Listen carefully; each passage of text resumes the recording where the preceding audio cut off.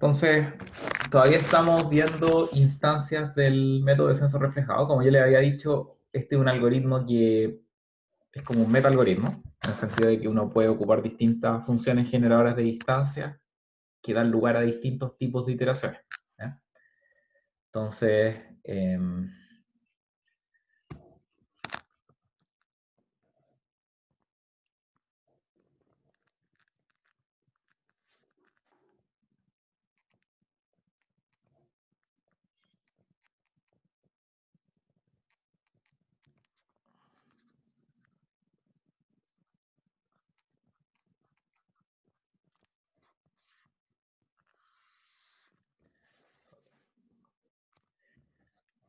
habíamos visto en la clase anterior el caso euclidiano, donde phi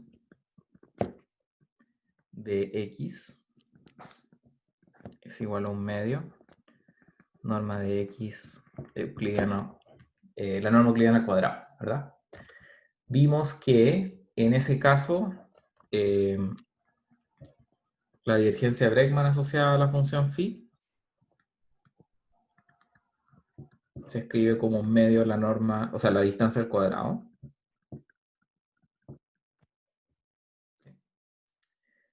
Eh, el subproblema que debemos resolver en cada iteración,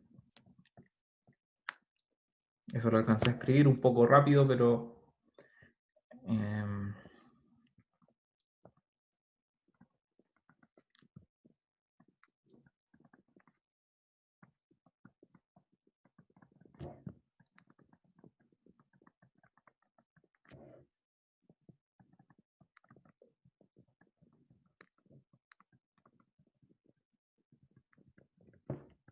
finalmente correspondía a ejecutar un paso de proyección sobre el conjunto factible del paso gradiente, que es xt menos eta t g de xt. ¿Ya?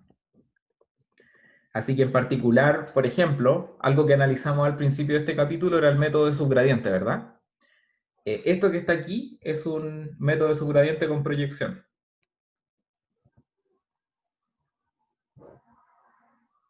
Así que un poquito más general que lo que habíamos visto antes.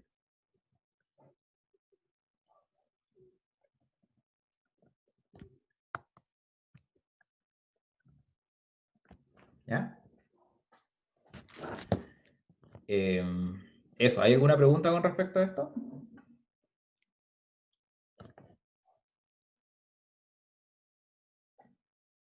Ya, la forma que se deducía que esto era la proyección era completando un cuadrado en esta ecuación que tenemos acá. ¿Ya? Acuérdense que la divergencia de Bregman es una norma al cuadrado, así que uno puede completar el cuadrado ahí. Eh,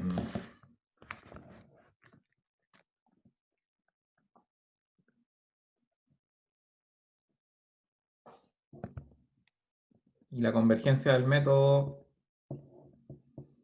va a ser la que da el teorema, entonces va a ser...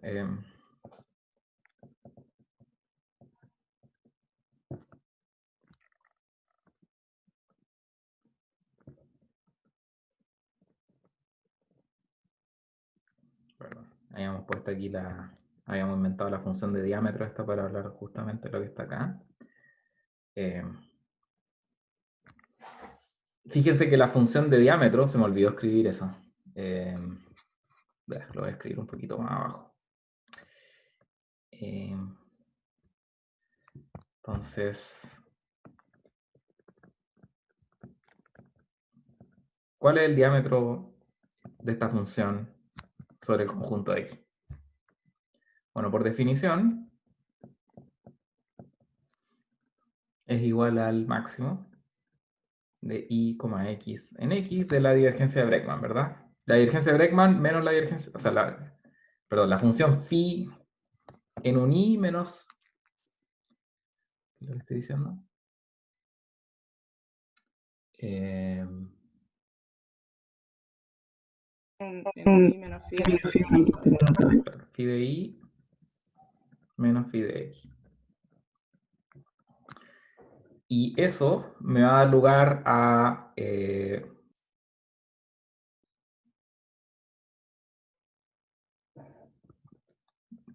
medio norma de i al cuadrado menos un medio norma de x al cuadrado. Hasta no me da Eso es un valor absoluto, ¿no?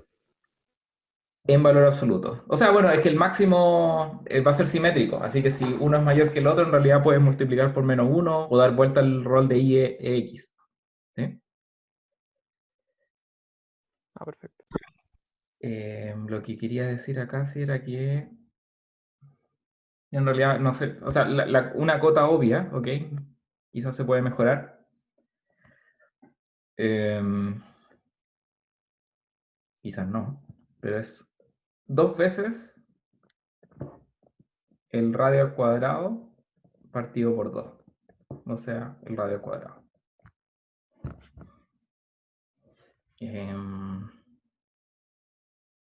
No, perdón, estoy mal.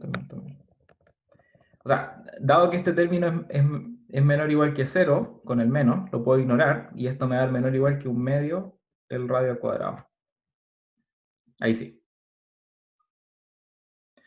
Estaba pensando que esta cota quizás se podría mejorar por el diámetro.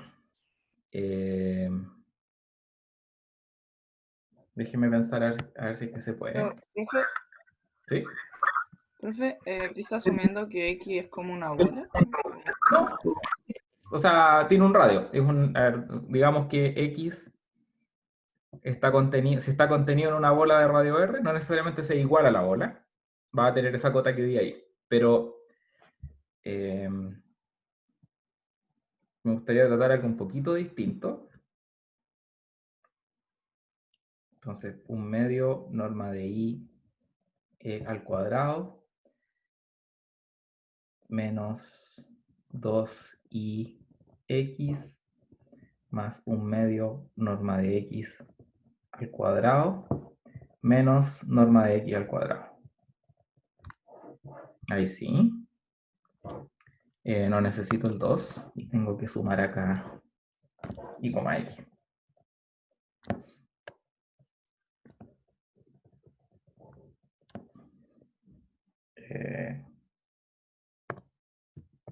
Eso. Si hago eso. Pero ahí, profe, ¿y ahí por qué reemplazó con igualdad eso? O sea, es lo que está dentro del máximo, quiero decir, no es que sea el máximo. Ah, ya, ok. Ahora sí voy a poner máximo. Máximo y lo que me queda, bueno, completé un cuadrado, así que me va a quedar i menos x al cuadrado menos norma de x al cuadrado más i, x.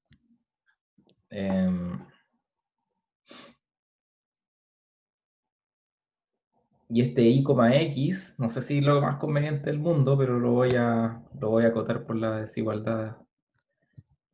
Un medio norma de x al cuadrado más un medio norma de i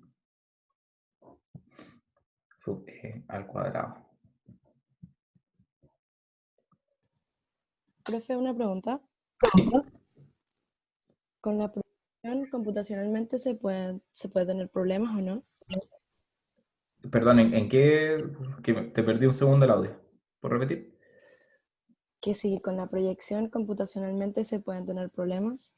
Sí, sí. O sea, si el conjunto es difícil de proyectar, estamos perdidos. O sea, lo que uno asume aquí es que uno puede calcular el gradiente de la función fácilmente y que uno puede calcular la proyección fácilmente. Porque si te fijas en cada iteración, yo necesito proyectar en el conjunto factible.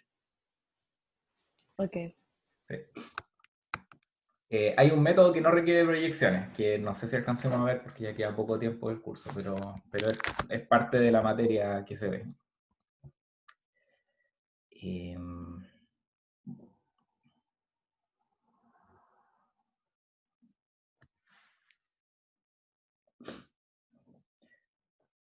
Aquí voy a hacer trampa, pero lo que voy a decir es, fíjense, por simetría,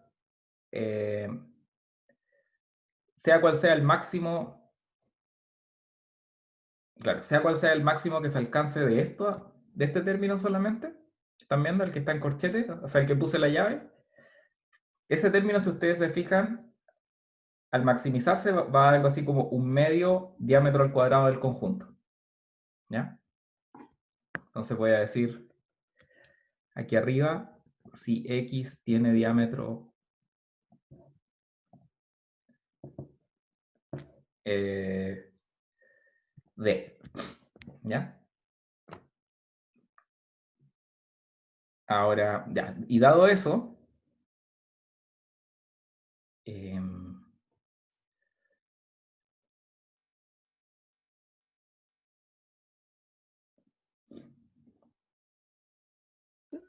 Que se me pegó el... no, estoy diciendo que o sea, el primer término que aparece en esa suma es justamente un medio del diámetro al cuadrado. Que ahora no puedo borrar. ¿Incluyendo al máximo o sin incluirlo? No, con el máximo, con el máximo. Pero estoy ignorando los otros términos que aparecen en la suma. Ya. ¿Cierto? Ahora,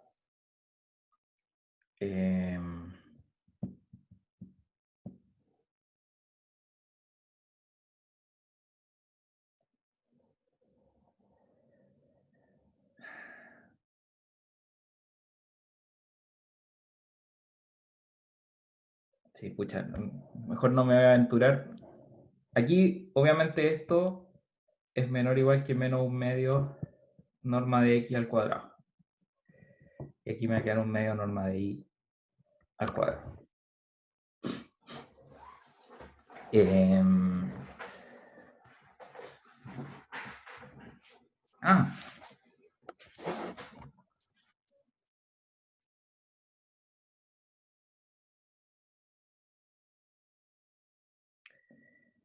Y eso...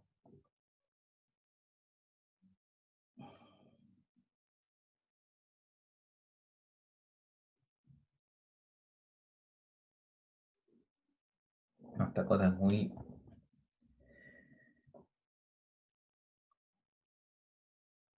muy mala a priori. Ya, no, me voy a hacer la vida fácil nomás. Creo que se puede mejorar esta cota, pero la voy a dejar simplemente como... Voy a tener que pensar si es que puedo mejorarla de alguna manera, pero podríamos hacer lo siguiente nomás, ignorar este tipo porque es menor o igual que 0 y dejar aquí un medio r al cuadrado. Y entonces el supuesto que vamos a hacer es que x está contenido en la bola de radio r. ¿Ya? Si no, uno puede recentrar la función generadora de distancias con respecto al centro del conjunto y creo que eso mejoraría la cota, pero no vale la pena hacer ese ejercicio en este punto. Finalmente, si tenemos esa garantía sobre el phi diámetro, bueno, vamos a tener finalmente que esto es menor o igual que L por R partido por raíz de T. ¿Sí? Ya, y lo voy a dejar hasta ahí, ¿no? Creo que se puede mejorar un poco este resultado, pero no... O sea, igual va a aparecer una dependencia en el diámetro o en el radio del conjunto. Ya, el segundo ejemplo, el caso del simplex. Este es un conjunto que ya hemos visto varias veces antes. El conjunto de X en RD positivo o mayor o igual que 0, tal es que la suma de los XJ, J en D, es igual a 1. ¿Sí?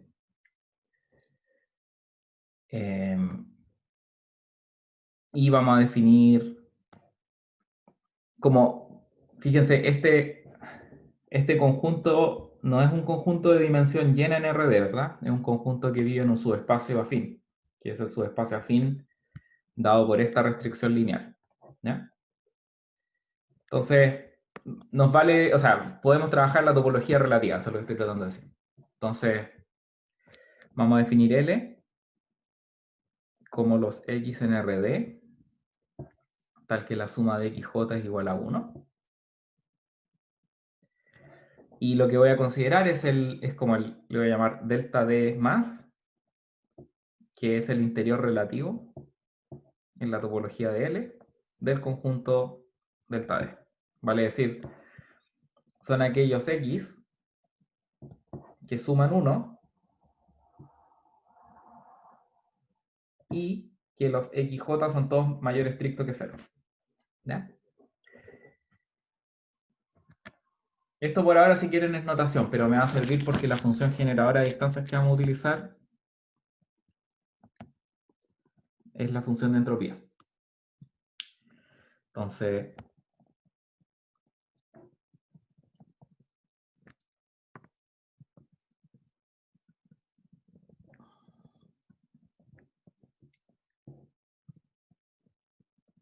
¿ya?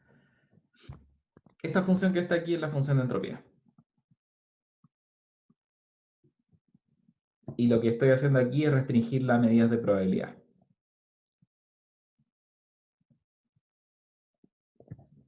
¿Ya? Esta función, si recuerdo en la ayudantía tienen que haberla estudiado, ¿no? ¿Cuál es el subdiferencial de phi? Profe, ¿Sí? que me queda la duda por notación de cuál es la diferencia entre el simplex y el simplex con el más arriba. Esta es la diferencia. Que el XJ es mayor que 0 y en el otro es mayor o igual que 0. Entonces, Ah, ya, gracias.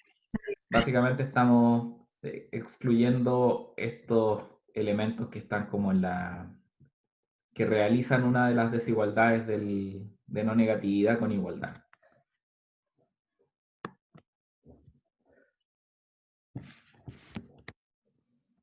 Ya. En delta D más, la función entropía es diferenciable. Así que el subdiferencial es un singleton y es igual a la derivada en el sentido usual. La derivada en el sentido usual ustedes la pueden calcular por la regla del producto.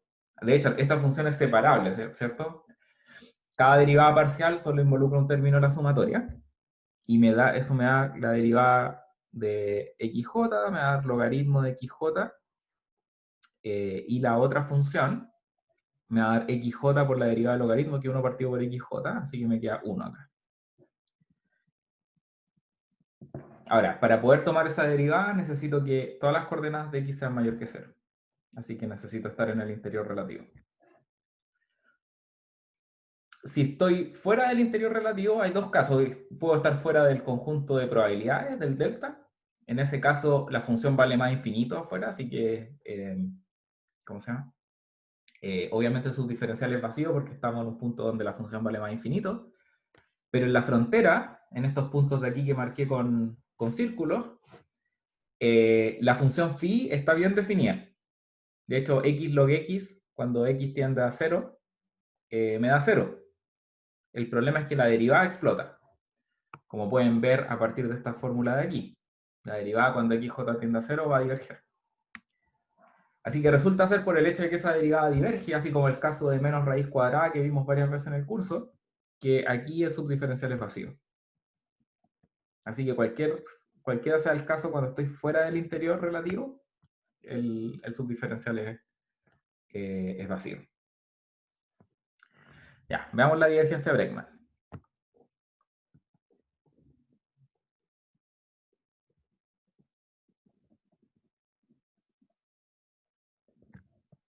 Entonces,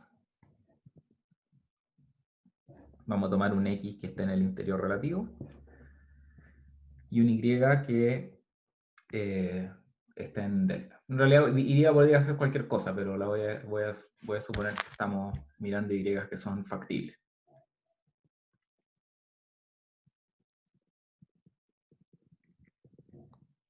Ya, esto por definición, acuérdense, es phi de I. Phi de I vale esto.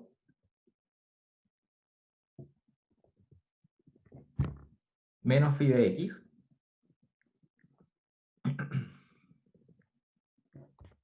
Menos producto interno del gradiente de phi en X. El gradiente de phi en X lo tienen ahí, es logaritmo de XJ más 1 por Y menos X. YJ menos XJ. ¿Verdad? Ya. Lo que vamos a hacer aquí es juntar algunos términos, en particular aquellos que dependen de y, como este y este. Entonces aquí vamos a poner sumatoria sobre j, de yj, logaritmo de ij menos logaritmo de xj, ¿verdad? Ya, me va a quedar menos suma de xj logaritmo de xj, y lo que me sobra de esta sumatoria está primero el término que es menos sumatoria de xj menos, perdón, ij menos xj, y hay otro término que me sobra porque aquí este ij lo multipliqué por xj, pero me estaban sobrando estos, perdón, ¿qué estoy diciendo? Claro, ij por log xj, después me falta el... claro, me falta, perdón. Me falta este por este. O sea, más suma de xj logaritmo de xj. Ahora, este se cancela con este. Estos tipos valen todos 0 porque ambas son distribuciones de probabilidad, así que ambas suman 1, ¿verdad? La suma de yj igual 1, la suma de xj igual 1. Así que finalmente me quedo con esto. Sumatoria sobre j de yj por logaritmo de ij partido por xj. ¿Ya? Dado que, lo que les decía, el simplex, este delta D, representa distribuciones de probabilidad, este objeto que acabamos de escribir aquí tiene una interpretación probabilística, que es, si miramos y como una distribución, es la esperanza bajo i de esta función que está acá.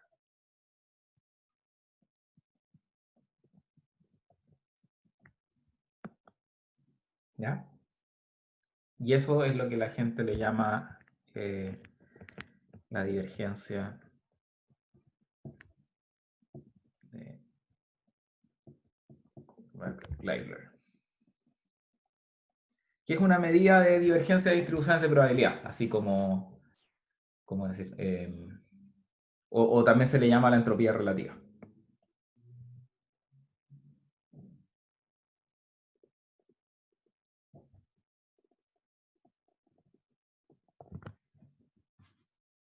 ¿Ya? Esto es un curso de optimización, así que no nos vamos a meter a estudiar las propiedades más probabilísticas de esta divergencia, pero les puedo decir así nomás al vuelo que es sumamente útil entender estas divergencias de probabilidades. ¿Hay alguna pregunta hasta ahora? ¿No? ¿Por qué esa suma era 0? La suma de IJ menos XJ. Sí, esa misma. Es porque la suma de IJ es igual a 1 y la suma de XJ igual a 1.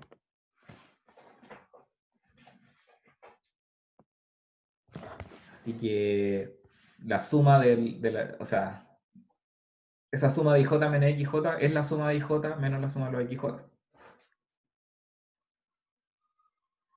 ¿Sí? Sí.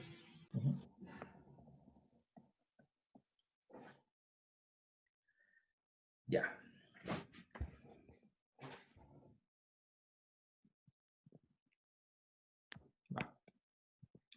Ahora tenemos que ver cuál es el subproblema que vamos a necesitar resolver si ocupamos el algoritmo con esa función generada de distancia. Entonces,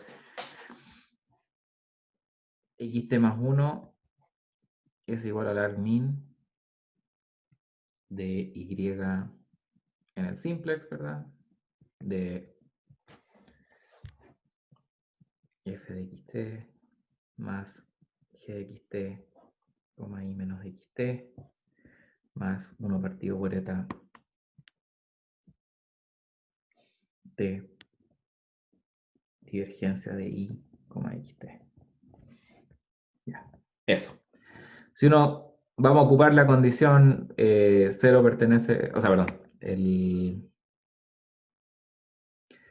llamémosle esto que está aquí, f sub xt de i, ¿ya? Solamente por notación. Y las condiciones de primer orden nos van a decir que menos el o sea, nos dicen lo siguiente, dicen que el subdiferencial de f en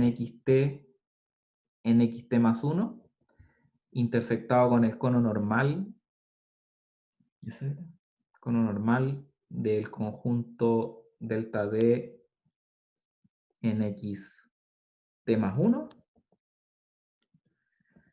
es no vacío. Esa era la condición de optimalidad. Ahora, eso en general, ¿verdad? Lo que voy a hacer es que me voy a asegurar en realidad de que el xt más 1, esa solución óptima de este problema, está en el interior relativo del conjunto. Por lo tanto, este subdiferencial que está aquí en realidad es solamente el gradiente de esa función.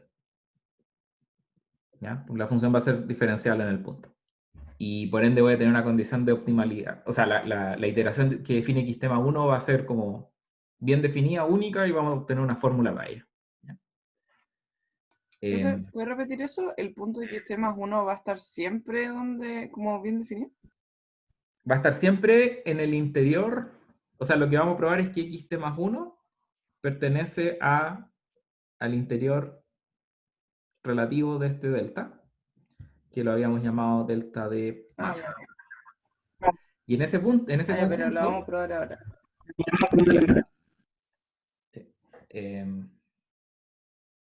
Veámoslo, de hecho. La función fxt de y es igual a, bueno, f de xt más sumatoria de g j de xt multiplicado por ij menos xtj más 1 partido por eta t, y aquí vamos a ocupar la fórmula que pusimos más arriba, sumatoria de yj por logaritmo de yj partido por xjt. Esa es mi función objetivo, ¿verdad? Y tiene esa restricción de que estoy en el simplex. Entonces,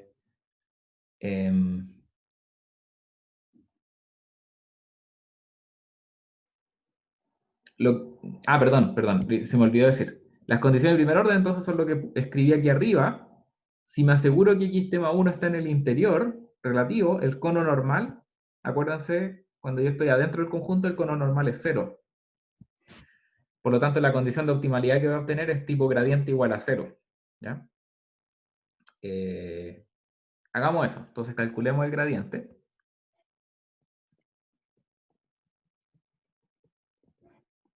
El gradiente me va a dar, fíjense, cuando tome derivadas parciales aquí con los yj, me va a ir botando los términos de g. Eso es consistente con el hecho de que g es lineal. Ese término es lineal. Y ¿qué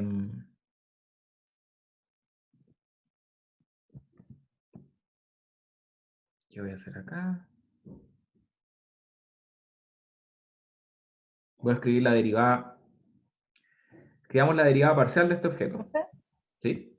El cono es igual a 0 porque es el cono del simplex. No, porque, o sea, lo que estoy diciendo aquí, y lo voy a poner entre paréntesis para que no quede ahí ambiguo. Si xt más 1 pertenece al interior relativo. Acuérdate que cuando tú estás en un conjunto C, digamos, y tú estás en el interior relativo de C, el cono normal, o sea, todas las direcciones tienen alguna correlación positiva con algún vector en C. Entonces el cono normal es 0. El cono normal es un objeto no trivial cuando uno está en la frontera, porque ahí, por ejemplo, pueden haber direcciones en las cuales yo siempre tengo producto punto negativo con todos los vectores del conjunto. Ah, ok. Por ejemplo. Ok, gracias.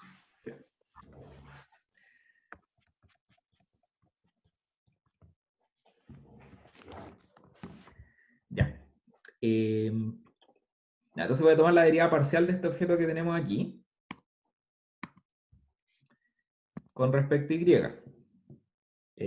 La derivada parcial o sea, por la regla del producto me va a quedar logaritmo de yj partido por xj más yj por la derivada del logaritmo me queda 1 partido por, ¿cierto? Que va a ser xjt partido por yj. Y después la derivada de lo de adentro me va a botar un 1 partido por xj. Así que este se cancela con este se cancela con este, y todo esto es j en d. G de xj, g de xt más 1 partido por eta t.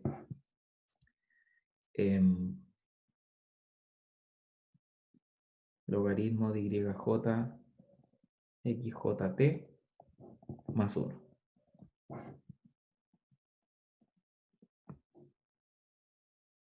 Profe, no caché bien la anotación que usó ahí.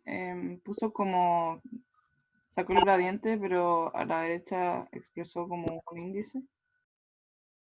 Porque esto es un vector, y esto también tiene que ser un vector, ¿verdad?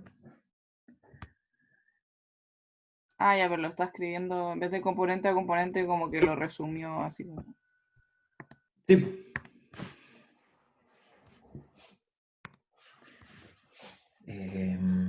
Ya. Y me falta algo acá.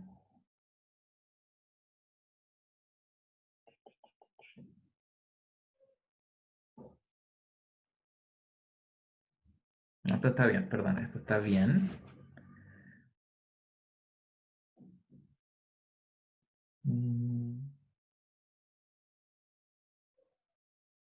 Voy a hacer algo un poquito distinto, perdón. Vamos a resolver. O sea, todos los cálculos que hice me van a ser útiles, pero para justificar lo que había dicho antes, lo voy a hacer un poquito distinto. Entonces, vamos a calcular, vamos a resolver, llamémosle a este problema P, con multiplicadores de Lagrange.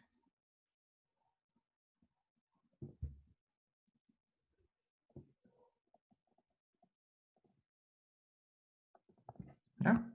Entonces, lo que voy a decir es voy a considerar un lagrangiano de y y lambda, donde voy a tener fxt de y más lambda por la restricción.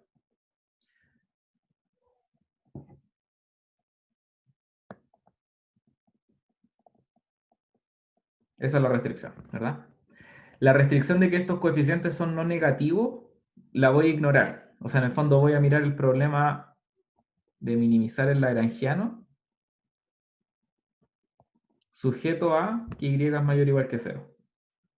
Eso no va a ser problema porque al final vamos a asegurarnos de que esa restricción se cumple, sí o sí. ¿Ya? Eso. Entonces, el gradiente del lagrangiano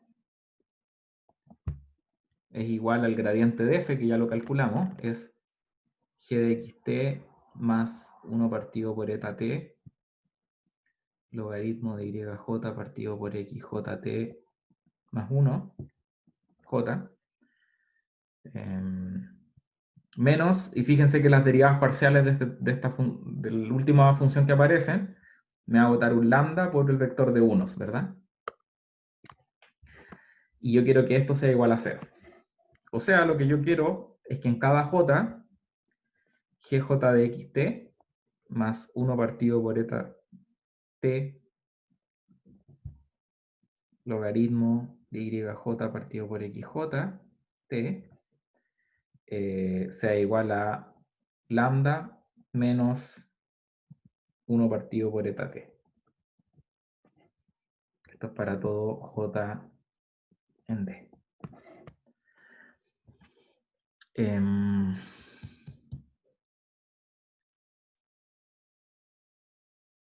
Eso por una parte. Ah, bueno, de hecho, y aquí puedo despejar explícitamente yj, si se fijan.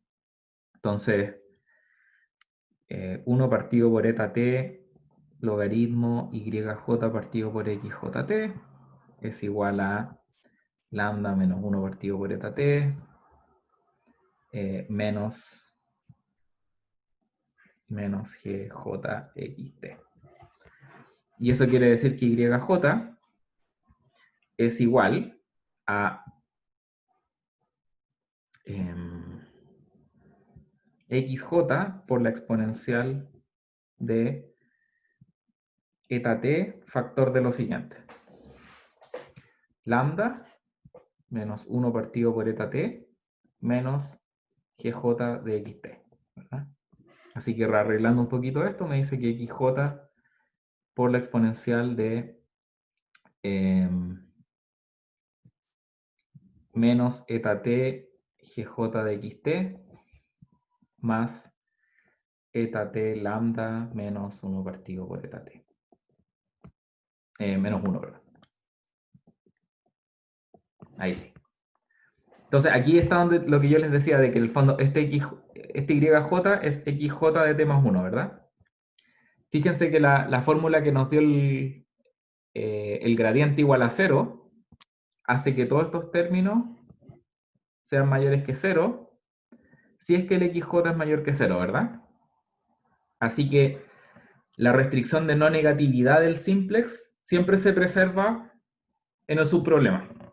¿Ya? La restricción que no siempre se preserva es la restricción de que las coordenadas de XJT más 1 tengan que sumar 1. Así que esas las vamos a forzar a través del lagrangiano. El multiplicador de Lagrange nos va a permitir satisfacer esa restricción. ¿Ya?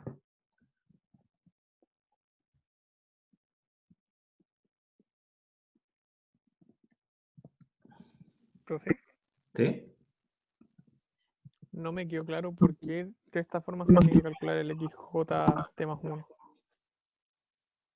Ah, porque acuérdate que lo que dijimos es que el XJT más 1 sale como solución de este problema de optimización, ¿verdad? Sí. Y estamos resolviéndolo acá. Y ocupé las condiciones de primer orden y eso me dio la solución YJ. Ah, ya. Eso. Ahora, no he terminado todavía porque me falta hacerme cargo de la restricción de que la suma de las coordenadas sean iguales a 1. ¿Ya? Pero como digo, todavía tenemos un grado de libertad que es el multiplicador de Lagrange. Entonces vamos a usar eso.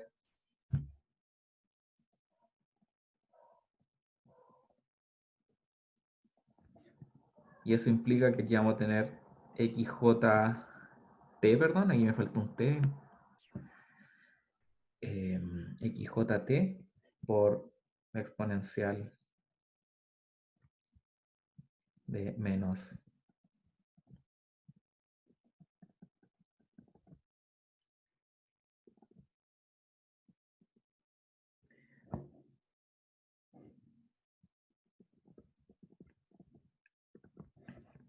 a estas alturas ya da lo mismo, digamos, en el sentido de que, de hecho, fíjense, todo esto que está aquí es una constante. Esto es como e a la eta t lambda menos 1. Y lo que vamos a decir simplemente es que e a la eta t lambda menos 1, que es lo que como que nos sobra, es igual a 1 partido por lo que está ahí. Profe, pero no caché bien porque ya al principio habíamos dicho que el gradiente de f iba a ser, o sea, que el subgradiente de f iba a ser un gradiente. Y que eso era porque íbamos a mostrar que estaba en el interior relativo. Pero lo que salió ahora recién fue solamente que cada coordenada es estrictamente positiva y la parte de que sumen 0 las componentes Bueno, es 1. como que la estamos forzando. Sí, O sea, sí, sumen es que uno. ese es el punto, así como que geométricamente esta iteración, lo que hace este algoritmo es lo siguiente, es como que este es el simplex, ¿no? Tú estás en este punto. La iteración esta que voy a describirla en un rato, pero la que vamos a ver, digamos, te mantiene siempre en esta región, en la región como positiva, ¿verdad? Pero no necesariamente respeta la restricción del simplex. Entonces lo que hace este algoritmo por una parte es como hacer esa como actualización, pero después o sea, en el fondo, este problema de optimización que tú tienes aquí, el problema P, si uno no impone la restricción de estar en el simplex, puede que te salgas del simplex. ¿Ya? Eso es lo que estoy tratando de decir. Así que yo igual ¿Puede necesito... que qué? ¿Perdón? O ¿Puede sea, que qué? puede que te salgas del simplex. Ah, ya, sí, sí. O sea, lo que quiero decir en el fondo, aquí me equivoqué, de hecho. No es cierto que el cono normal en xt más 1 sea 0, sino que lo que va a pasar es que el cono normal... mira el dibujo que estoy haciendo. Lo que va a pasar es que en mi solución óptima estoy en el interior, pero estoy en el interior en el subespacio. Por lo tanto, el cono normal es ese. ¿Ok? Así que no es que sea 0, pero en el fondo este cono normal pertenece, si quieres, pertenece al subespacio ortogonal del espacio en el que mi conjunto X vive. ¿Ya? Así que igual van a haber multiplicadores de Y en ese Lagrange. caso, Los multiplicadores de Lagrange van a estar asociados a esta restricción de igualdad. ¿Ok?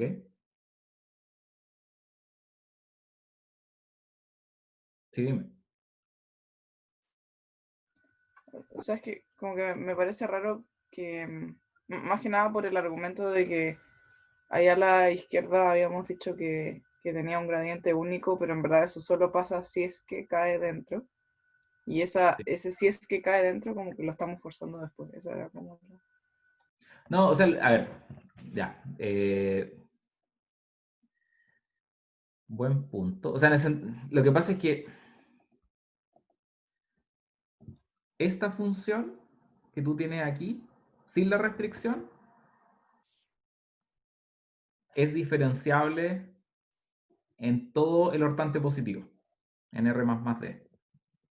Sí, O sea, si todas las coordenadas son positivas, he tenido un gradiente bien definido. Ya, entonces, y la fórmula que estamos ocupando acá justamente se basa en eso. Entonces, la función es diferenciable en esa región, pero el término que está asociado a la función de entropía. La restricción que uno impone a las medidas de probabilidad, no. Po. Entonces, por eso justamente aparecen, si quería, aparecen multiplicadores de Lagrange, o más bien, o alternativamente aparecen elementos del subdiferencial que están asociados perdón, a esta parte de aquí, ¿cachai? Y como estamos trabajando en un subespacio, y estamos en el interior relativo al subespacio, perfecto, no hay restricciones de no negatividad que haya que activar, pero sí hay restricciones de simplex que hay que activar. Eso es lo que estoy tratando de decir.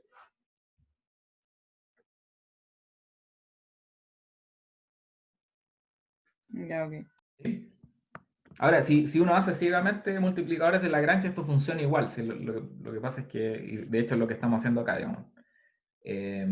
Pero es súper bueno tener la intuición clara de, en el fondo, qué es lo que está haciendo o sea, qué es lo que estamos resolviendo acá.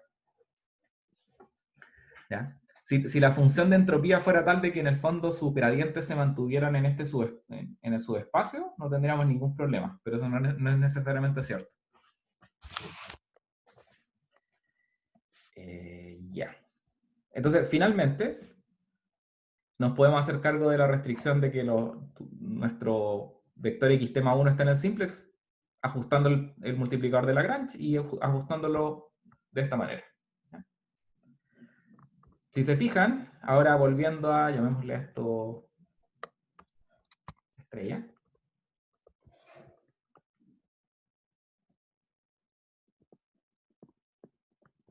Vamos a tener que xt más 1 es igual a xtj por la exponencial de menos zt gjt, o sea, gj de xt. Y vamos a tener esa exponencial que nos aparece, pero esa exponencial lo único que hace es rescalar este vector uniformemente en todas las coordenadas, con esta sumatoria.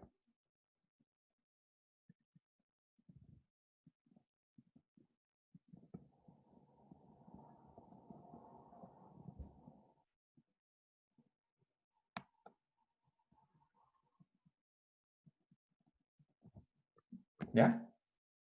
Así que esa es la fórmula de cómo paso de un xt a un xt más 1. ¿Ya? Esta actualización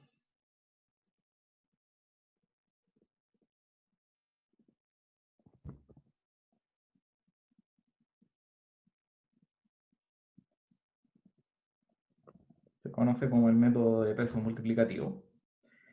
Y si se fijan, estructuralmente es muy distinto a lo que hace el método del gradiente. El método del gradiente hace xt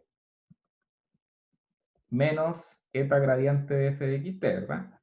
Lo que hace es esta cuestión de aquí, si ustedes lo reescriben, es como escribir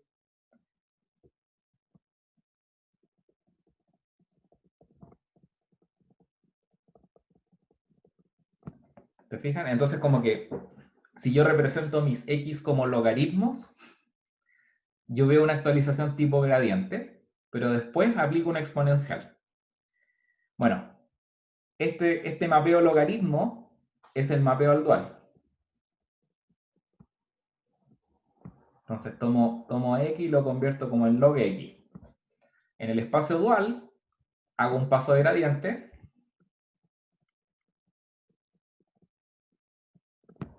y después aplico la exponencial porque tengo que devolverme al primal.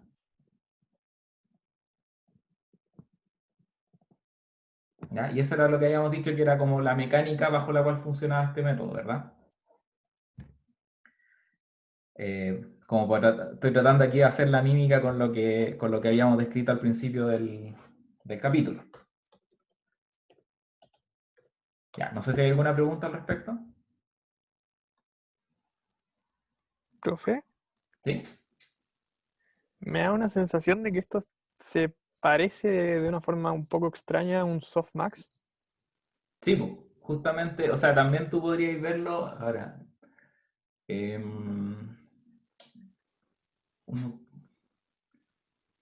Claro, lo que O sea, pasa es solo que que en vez de...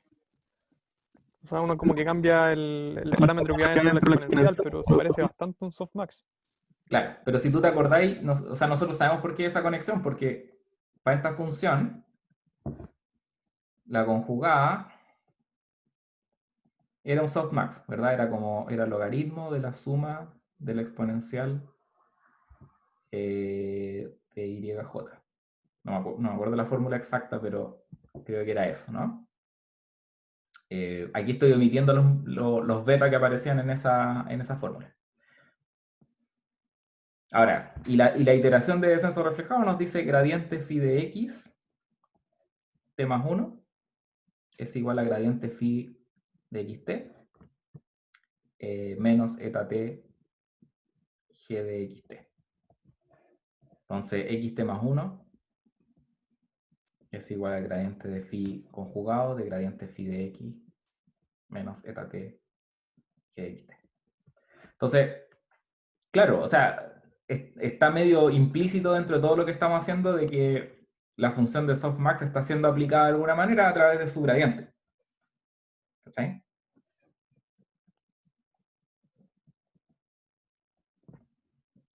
Claro. Así que sí, o sea, claramente hay una conexión. De hecho, esta función que uno tiene escrito acá, creo que esto que tenemos escrito aquí corresponde exactamente al gradiente de la función softmax aplicado al vector logaritmo, este que tenemos aquí. ¿Cachai? O sea, uno puede escribirlo, la verdad. O sea, uno puede hacer la conexión explícita. Ahora, no lo voy a hacer porque no es extremadamente útil para lo que nosotros estamos haciendo, ¿ok? Pero puede ser útil en otros contextos.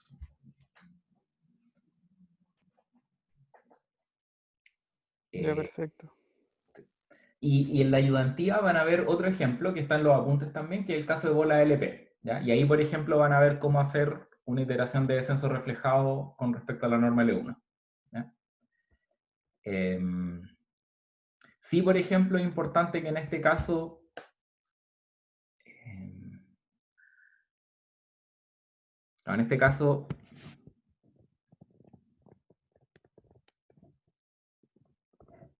lo más conveniente es considerar como norma de referencia la norma 1, ¿verdad? ¿Por qué es conveniente? Es conveniente porque en ese caso el simplex, que es nuestro conjunto factible, está contenido en la bola unitaria. Es conveniente porque phi es 1 fuertemente convexa con respecto a la norma 1. Y hay otra razón, o sea, que esto no necesariamente espero que les quede como súper intuitivo a estas alturas, pero el grado de suavidad de f que nosotros estamos exigiendo es que f sea Lipschitz, ¿cierto? Sobre el conjunto X con respecto a la norma 1 con constante L. Ahora, ¿qué implica eso? Eso implica esencialmente, ¿verdad?, que los gradientes o los subgradientes de f están acotados en norma infinito con una cota menor o igual que L. Dentro de las normas LP, por ejemplo, que son un buen benchmark para tratar de comparar, digamos, estándares, la norma infinito es la norma más relajada, ¿cierto? Porque todas las otras normas LP de alguna manera caen aquí adentro. O sea, la norma 1 está ahí, la norma 2 es así, etcétera. Digamos. Normas P más grandes se van acercando, pero siempre la norma más grande es la norma infinita. Así que esta restricción que tenemos aquí es súper relajada, así que exige súper poco a los gradientes de la función. ¿Ya? Así que es un súper buen benchmark, digamos. Si yo puedo establecer, si yo puedo resolver el problema con respecto a la norma L1, en particular, por ejemplo, el problema del simplex, eso implica que la restricción sobre los gradientes es muy, muy relajada, ¿sí? O sea, comparen esto, por ejemplo, con la norma 2. La norma 2 me exige que la suma de los cuadrados sea menor o igual que L cuadrado.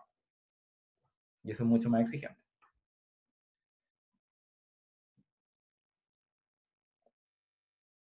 Finalmente la tasa de convergencia.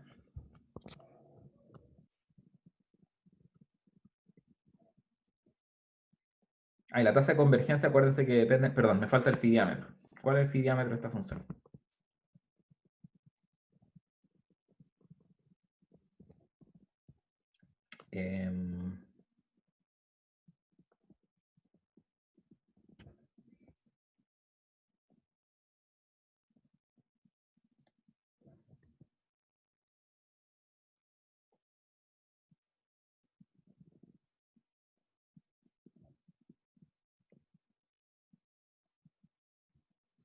Y aquí lo que podemos hacer es lo siguiente. La función x log x, cuando los vectores, cuando estos términos que están aquí son menores que 1, es menor o igual que 0, ¿verdad?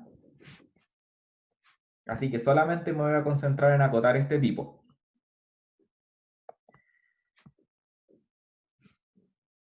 ¿Cómo? O sea, en el fondo, entonces estamos enfrentados a la situación que queremos resolver el problema, esto es menor o igual, máximo de y perteneciente. ¿Sí? ¿Puedes repetir ese último comentario que hizo? Log x, cuando x es menor que 1, es menor que 0, ¿verdad? Ya, perfecto. Entonces toda la suma, ya sí. Claro, así que voy a ignorar ese término. Logaritmo YJ. Así que ustedes podrían hacer el mismo truco de ocupar un lagrangiano. Podrían decir...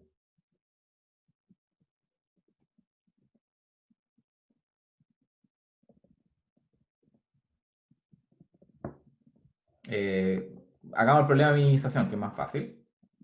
O sea, no es más fácil, es lo mismo, pero... lambda por... ¿Ya? Y si resuelven, se van a dar cuenta, prefiero dejarle eso de ejercicio. La solución óptima... Bueno, de hecho, no sé, siempre me gusta hacer esta pregunta para saber quién lo sabe. Lo que estamos haciendo aquí es maximizar la entropía. Sobre todas las medidas de probabilidad. Entonces, pregunta para ustedes. ¿Cuál es la distribución que maximiza la entropía?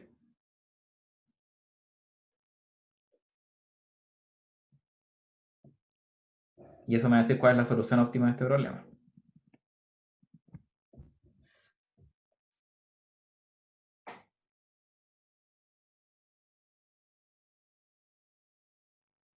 No veo nada como intuitivo. No, pero a ver si saben algo de física estadística, no sé, pues, alguna vez han escuchado en algún curso físico, o sea, cuando yo hablo de entropía me refiero a incertidumbre, ¿verdad? Eso es como el grado de incertidumbre de una variable aleatoria. ¿Cuál es la variable aleatoria que tiene mayor grado de incertidumbre dentro de aquellas que estamos mirando acá? Que son como, piensen, hay D realizaciones y cada coordenada de I corresponde como a la probabilidad de que ocurra esa realización particular.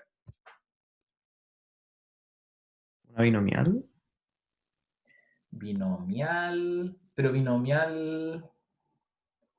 espérate, binomial correspondería como unas... No, la binomial no es la distribución de máxima entropía. Podría haber sido, no, pero... Creo que algo recuerdo haber escuchado en algún curso de computación, pero creo que era el de mínima, no el de máxima. La distribución de mínima entropía en este caso es cualquier distribución donde un IJ es igual a 1 y los otros son 0. Eso básicamente corresponde a una variable aleatoria que es determinística y por ende tiene 0 entropía. Ahora, ¿qué es lo opuesto de eso? Una uniforme. Un uniforme. Ya. Entonces ahora saben ustedes, la distribución de máxima entropía es la uniforme. En un espacio con soporte finito.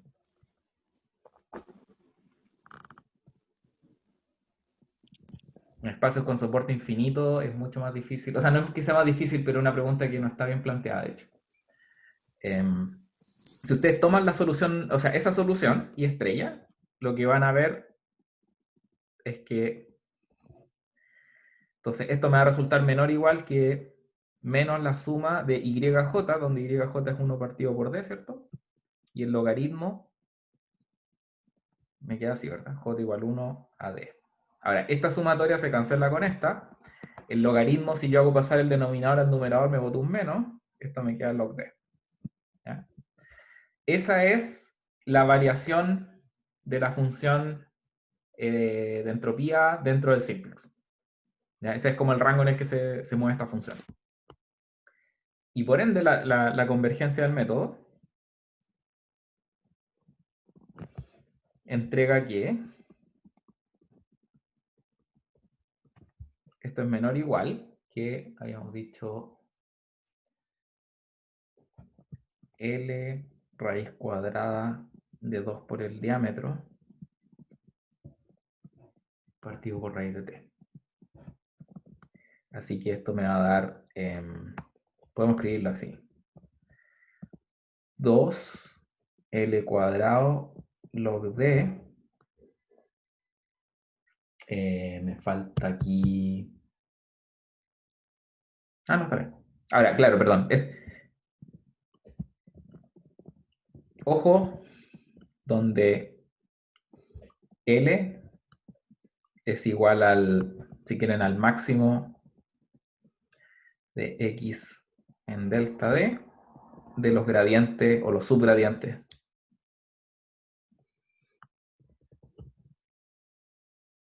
¿Qué me conviene escribir acá? Voy a ponerlo así.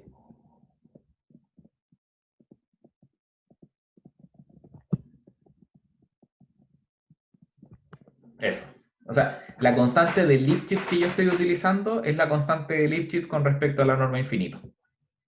¿Ya? Esta cota que aparece acá entonces no es independiente de la dimensión, ¿verdad? Pero su dependencia es logarítmica.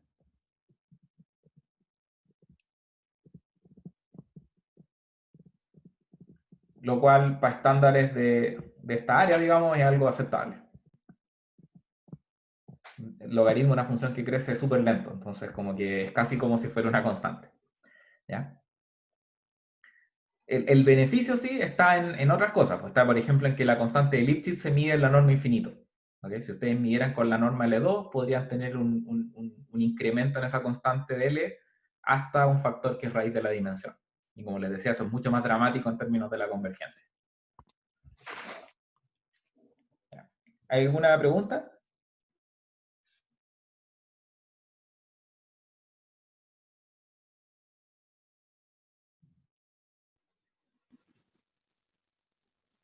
¿No?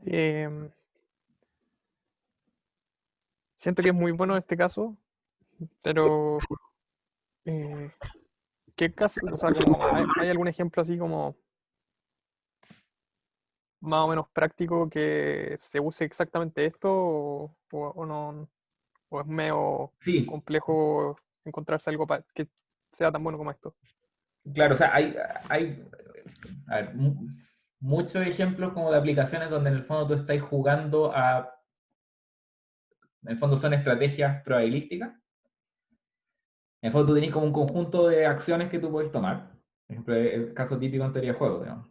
Tenés como de acciones y lo que tú querís definir es como una estrategia mixta para jugar dinámicamente un juego. Entonces, partís con una cierta distribución que podría ser la uniforme y vais jugando día a día, digamos, y eso te va entregando, cada día te entrega un retorno, ¿ok? En ese caso, tus estrategias son exactamente, o sea, tu conjunto factible de estrategia es exactamente el simplex de este espacio, ¿cachai? Y uno podría decir, o sea, como que al final del día lo que tú ganas jugando una cierta estrategia dinámica en este juego es como la suma de las ganancias en cada etapa, ¿ya? Ahora, eso no es exactamente un problema de optimización, ¿ok? Porque está esta componente dinámica. Pero lo que la gente hace es análisis como de una cuestión que se llama regret o remordimiento, que es algo muy parecido a las cotas que uno obtiene en optimización al final. Entonces hay como una conexión ahí bien clara. Otro ejemplo donde uno podría ocupar un conjunto de este estilo es el hecho de que yo puedo escribir la bola de la norma L1 para cualquier radio, pero lo voy a hacer para radio unitario, como un medio delta D menos delta D. O sea, si tú piensas la bola L1, se puede escribir como, este es un simplex como multiplicado por un medio, un simplex multiplicado por un medio. Si tú haces la suma Minkowski de esos dos, obtienes todo el conjunto de la bola L1, ¿verdad? Y esto te dice que en el fondo tú podrías representar este conjunto, o conjuntos que están contenidos en esta bola, a través de un cambio de variables, donde en el fondo aquí tú tienes un x, y tú puedes escribirlo como x más menos x menos. ¿Sí? Así que, por ejemplo, tú podrías representar la bola L1 como una resta de conjuntos, o sea, como, en el fondo es como lo que uno hace en programación lineal, ¿verdad? Que uno tiene una variable que no tiene signo y la reemplaza por dos variables que sí tienen signo. ¿Sí? Entonces, Sí, cualquier cosa donde en el fondo tengáis un objeto tipo bola L1, podríais representarlo como un simple. Esto se puede hacer aún más general. Si tú tenías un conjunto convexo, cualquiera, no, en realidad poliedral, o sea que tengo una cantidad finita de puntos extremos, tú podrías reformular ese conjunto X como la envoltura convexa de sus puntos extremos. Llamémosle XJ. Entonces, X1, X2, etc. XJ. Y tú puedes reformularlo en términos como de las variables combinación convexa, digamos. Tú podrías representar cualquier X acá adentro como una combinación convexa de otros elementos del conjunto. Y eso implica que X es una transformación afín o lineal del simplex. No, es una transformación afín, perdón. Entonces, nuevamente, si tú haces ese cambio de variables, podrías resolver el problema de optimización aquí. Perdón, delta M, porque hay M vértices. Entonces uno siempre puede como buscar formas de hacer reformulaciones que se reduzcan a un simplex. ¿Responde eso ya la perfecto. pregunta? Sí, Sí. muchas gracias. Sí. El ejemplo del simplex parece un poco artificial, pero en cierto sentido es casi genérico. Sí, efectivamente, esa sensación me da. Bueno, sí. Gracias. Profe, una pregunta. Sí. ¿Por qué tiene que ser afín la transformación y no puede ser una transformación lineal cualquiera? Estaba pensando porque el conjunto podría estar...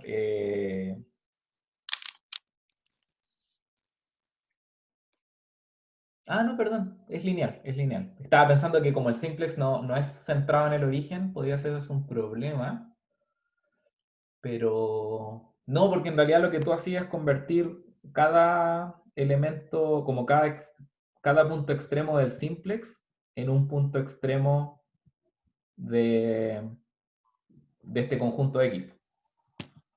Entonces, y eso es una transformación lineal, así que tenéis razón. ¿Sí? Sí, sí. Lo que Sí. pasa es que Ujú. ayer había preguntado algo parecido en un grupo de WhatsApp de ingeniería matemática y también hablaron de transformaciones afines. Pero yo tampoco ayer entendí por qué eran afines. Y ahora, como lo dijo usted también de nuevo, capaz sí sean Cuando hablo afines, de, pero yo no entiendo por qué. claro, cuando hablo de transformación afín, es que tenga la forma A por X más B. Pero, pero para este caso creo que no es necesario tener esa constante. Basta con que la transformación sea lineal.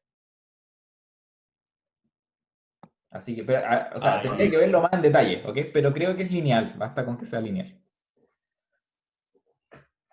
ya, vale. Ya, pues. Para terminar la clase, quería contarle algo que no voy a tener tiempo de ver en detalle.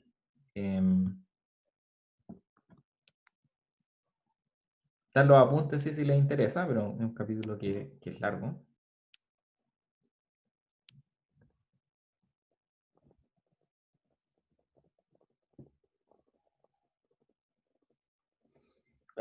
Hay un tema, o sea, desde que empezamos a estudiar algoritmos, empezamos a ver tasas de convergencia, pero algo que es como quizás inquietante es que uno no tiene ni una impresión de si una tasa de convergencia es buena o mala, ¿verdad?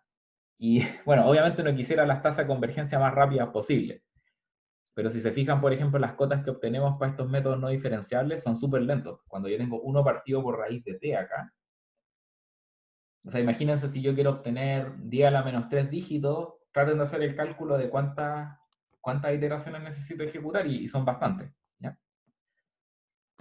Yo idealmente quisiera tener tasas de convergencia del orden, así como e a la menos t.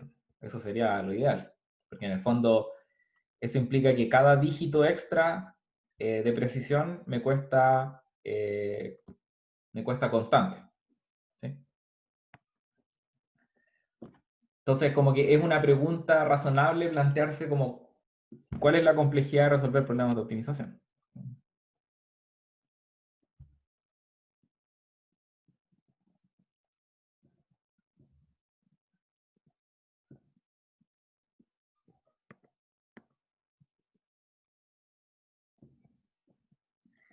Y esa pregunta, en el contexto de este curso, no está todavía bien planteada.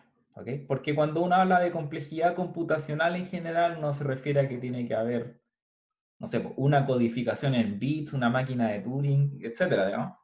Y eso funciona en algunos casos específicos, pero como que no permite abordar el tipo de algoritmos que estamos ocupando acá.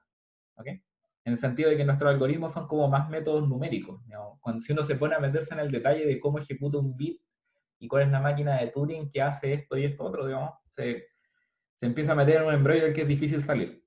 Entonces, lo que hizo la gente, la comunidad, como para abordar esta pregunta sin volverla así como irremediablemente complicada, es inventarse un modelo que represente bien lo que hacen los métodos iterativos. ¿Ok? Y ese es el modelo de Oráculo. Entonces, en el modelo de Oráculo lo que hacemos es decir, por ejemplo, vamos a tener un algoritmo que parte desde un cierto x0. ¿Ya?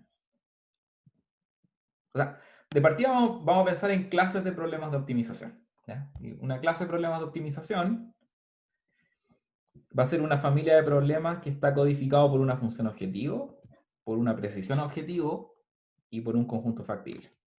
¿Ya? Y vamos a pensar para efectos de lo que vamos a hacer ahora es que el X está ¿Era fijo. PF?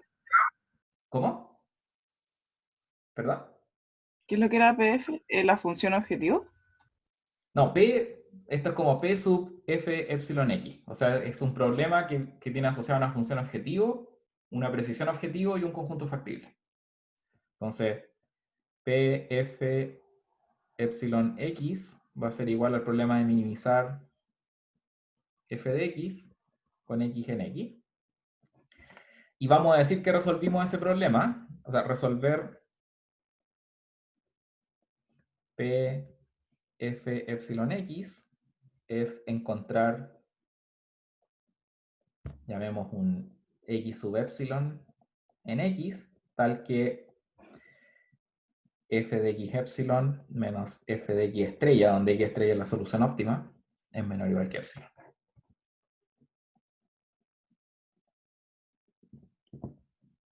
¿Se entiende? Sí, ahí sí, gracias. Sí, perfecto. O sea, es un problema de optimización, pero va a ser un problema de optimización aproximado. ¿Ok? Vamos a estar contentos si encontramos una solución que tiene suficiente precisión. ¿Ya? Y esa precisión tiene que estar fijada por este parámetro epsilon. Ya. Entonces, esa es la clase de problemas que nos interesa. Nos interesa estudiar clases de problemas, en el fondo, donde lo que vamos a fijar es como una clase de funciones, pero no vamos a fijar la f en particular que estamos tratando de minimizar. Nos va a interesar resolver todos los problemas que están en esa clase, simultáneamente a través de un algoritmo. ¿Ya? Entonces, ahora sí, el modelo de oráculo.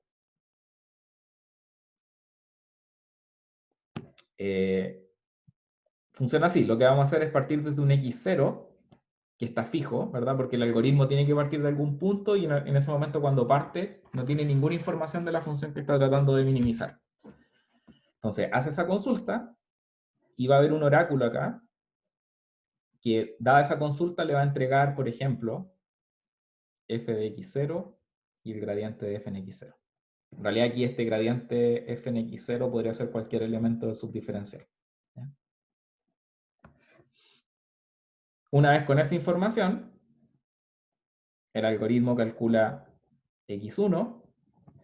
Cuando pongo flechas, quiero decir que un objeto depende de otros objetos, ¿ok? Entonces x1 es una función de x0 y de la respuesta al oráculo. Y el oráculo entrega una respuesta para esa nueva consulta.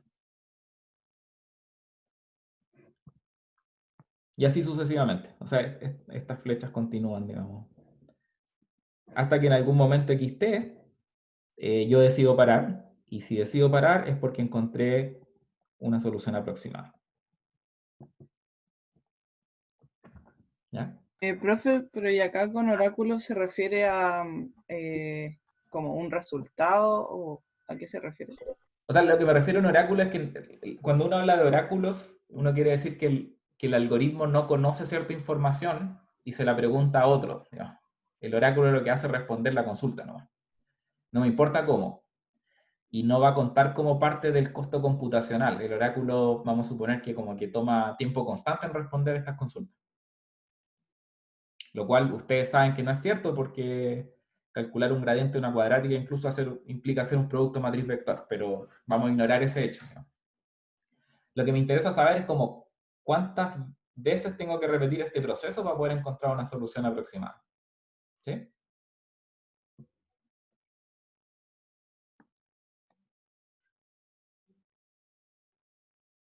Sí, pero en el fondo como que el oráculo uno asume que es como otro algoritmo que yo tengo de antes o algo así. Sí, correcto, correcto. Dada una función, va a haber un oráculo que puede implementar esta respuesta. ¿Ya? Y eso tampoco es un dado, digamos, pero es parte del modelo. Profe, ¿y cómo sé que ya estoy cerca de la solución? O sea, Bueno, sí, eso es otra cosa. La idea es que justamente necesitas ocupar la información que te entrega el oráculo para poder certificar esa garantía. ¿Ya? Ahora, volviendo al contexto del curso, eso debería ser posible, porque cuando yo tengo una función al menos que es convexa, ¿verdad? Cada punto me da un subgradiente, y ese subgradiente siempre me da cota sobre el valor de la función en todas partes. Así que tu algoritmo, quizá a un costo computacional alto, pero digamos posible, siempre debería ser capaz de certificar un gap de optimalidad. ¿Sí? Profe, pero para eso se pueden usar como las cotas que hemos usado todo el rato de f de xt menos f de x estrella Sí, y acotarlo de la derecha por epsilon nomás, ¿no? o sea, sí, justamente las demostraciones de convergencia te dan una manera de certificar cosas de este estilo, eso es lo que estoy tratando de decir. Sí. Ahí. Así que en principio es posible. Ahora, no nos vamos a hacer cargo de esa pregunta en el modelo de Oráculo tampoco. Vamos a dejar simplemente que el algoritmo ejecute y que tenga esa garantía de que cuando pare esté en un punto cercano al óptimo. ¿Ya? Ya. Bueno. Dentro de ese modelo que introduje de una manera un poco informal, pero pueden ver en el apunte cómo se presenta con más detalle, uno puede probar el siguiente teorema.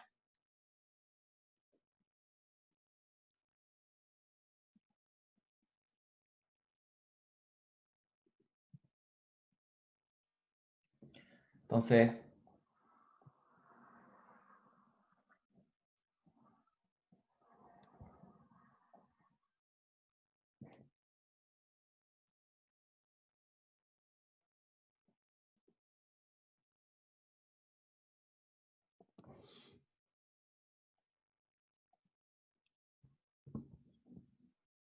y cuando hablo de complejidad, aquí me refiero así como el mínimo de número de consultas que cualquier algoritmo va a necesitar para minimizar clases dentro de esta función que estoy escribiendo acá.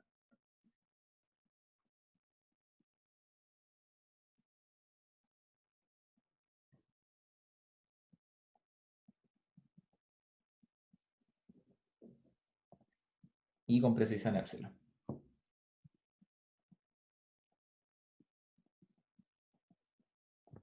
¿Ya? Esa parte positiva la pueden ignorar, así que básicamente lo que me dice esto es que esto es LR partido por epsilon al cuadrado. ¿Ya? Profe, perdón, ¿a qué se refería con complejidad? ¿El número de pasos?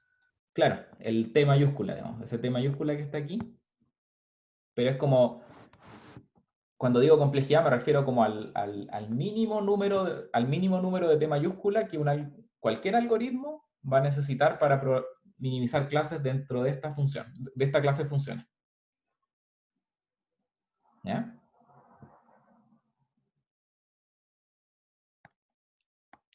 Ahora, si ustedes hacen el proceso de revertir esto, de decir como LR partido por epsilon al cuadrado, voy a llamarlo T, y revierten como la tasa de convergencia a partir del número de iteraciones T, se van a dar cuenta de que lo que me dice esto es que epsilon tiene que ser igual a LR partido por raíz de T.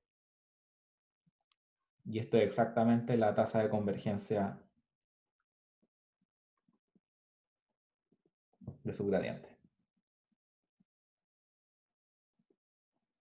Así que al menos bajo el supuesto de que nuestra dimensión es suficientemente alta, y acuérdense que yo les decía, las aplicaciones que nos interesan son donde la dimensión es alta, bueno, la tasa de convergencia de su gradiente no se puede mejorar. En el modelo de Oráculo, ¿ok? Acuérdense, por otra parte, que el método PROX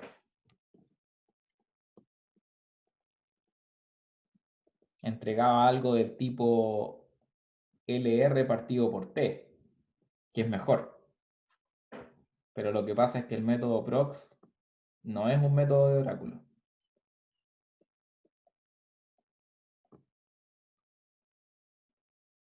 En un sentido formal que está escrito en los apuntes. Nuevamente, no tuve tiempo de presentarlo bien acá. ¿Ya? El método PROX no funciona en este modelo de Oráculo. ¿Ya? Estoy pasado en el tiempo. En los apuntes pueden ver que, por ejemplo, también hay cotas inferiores para el caso suave, etcétera, para distintos espacios LP. Hay todo un mundo de cosas que uno puede probar en esta dirección, pero por ahora solo quería mostrarles que al menos la tasa de convergencia del método subgradiente es inmejorable. Eso, ¿hay alguna pregunta?